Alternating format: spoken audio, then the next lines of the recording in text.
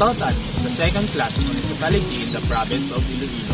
In December 1997, it was declared as the Christmas capital of Western Visayas. In this presentation, you will know the beauty and history that lies behind this small town. Long time ago, before the Spaniard came to the Philippines, Pototan was before called Kaputatan, when the Ate under the leadership of Maricudo left the vast plains of Panay and went to the mountains. No one left living in the place, only the wild animals are seen roaming around in rivers, brooks, plains, and the wilderness.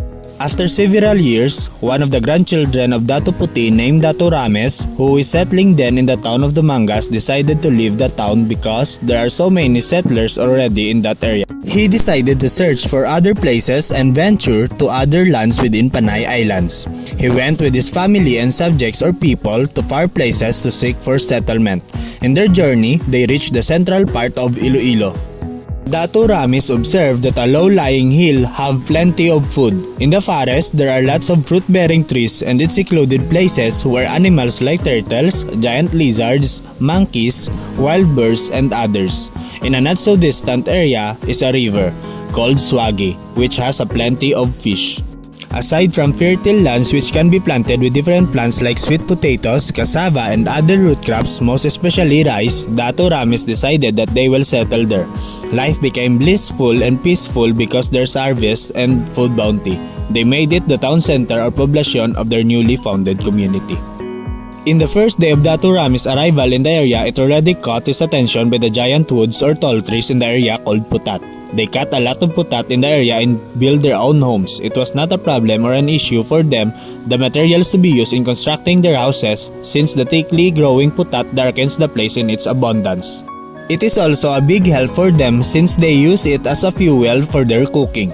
Their place was called by Dato Rames and his group as Kaputatan. When they visit their families and relatives in Dumangas and were asked where do they live, and they told them that they are living in Kaputatan. When other people asked where are they going, they answered to Kaputatan. It is the name given to the area because there's a bounty of that putat tree in the locality. Since then, the place with many putat in a lowly hill near the Swagi River is called Kaputatan. Eventually, Dato Ramis observed that the place in a lowly hill lacks water, most especially during the drought season. They thought of transferring near the shores of Swagi River so that the water would be accessible to them. After so many years, there were so many houses emerged like mushrooms along the shores of the river. This area was made into a new poblacion or town center of Kaputatan, and the surrounding areas were made into barangays or communities. After so many years, the white-skinned Caucasian people came to the town and the ancient living were disturbed. The Spaniards invaded and occupied even the most secluded corners of the Philippines to spread Christianity. They reached Kaputatan and the strangers felt admiration due to the inviting and comely beauty of the place. They observed that the way of living of the natives were developed and progressive in that locality. The Spaniards had difficulty pronouncing the name of Kaputatan due to its length. They shortened it and instead of Kaputatan, they made it Pototan. Since then, the area situated in the central part of Iloilo province and surrounded by the Swagi River and several numbers of thriving putat in the area is called Pototan. This place, which is abundant in harvested rice, is often called as the rice granary of Iloilo.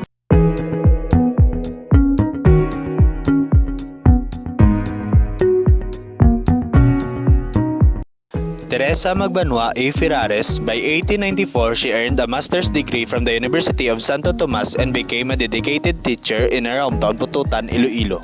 4 years later, in 1898, the revolution reached Iloilo. Magbanua's family was firmly embedded with the Katipunan. Two of her brothers and one of her uncle were members of the anti-colonial and anti-feudal revolutionary army. Magbanua wanted a slice of that action and eventually joined in the revolution. Manuel Kido Parcon, former congressman of the 3rd District and mayor of Pototan, Iloilo. Every Pototanons remembered him as the man who built modern Pototan into what it is now. The greatest mayor Pototan ever had, the godfather of Iloilo politics, the man who gave the town much fame, respected by leaders from all over Iloilo and the whole country. Pototan is a landlocked municipality in the coastal province of Iloilo. The municipality has a land area of 97.10 square kilometers or 37.49 square miles, which constitutes 1.94% of Iloilo's total area.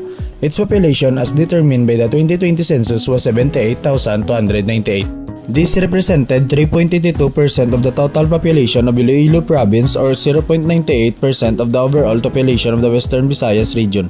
Based on these figures, the population density is computed at 806 inhabitants per square kilometer or 2,089 inhabitants per square mile. The town lies on the banks of the Suwagi River 30 kilometers north from Iloilo City.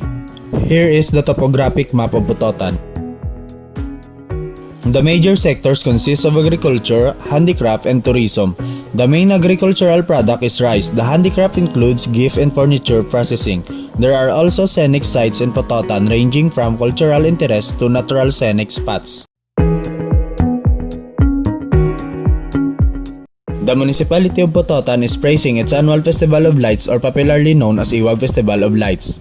Pototan this time isn't just known as Iloilo's rice granary, yet also known as the Christmas capital of the Visayas, with its lovely Christmas lights that lit up the entire city court each December every year. The entire family, particularly the children, will really appreciate this celebration. Began in 1997, it turned into a yearly occasion each December, and the current year is apparently the best up until now. Iwag is Kinaraya verb which signifies to light. From the limits of Pototan up to the town focus, one will never miss the season's air.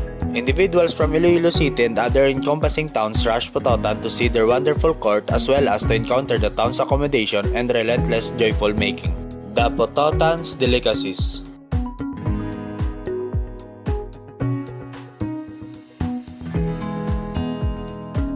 Every Christmas seasons for over 2 decades now, the town of Pototan, considered as the rice granary of Panay Island, puts on a grand lights display that has also earned it the title as the region Christmas capital.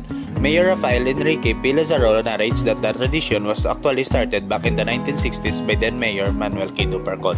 During that time, he installed color bulbs all over the town to spread the joyous spirit among the residents of Pototan. Mr. Lazaro said in a phone interview, but an energy crisis during the martial law years under Marcos in the 1970s forced the local government to give up the annual adornment.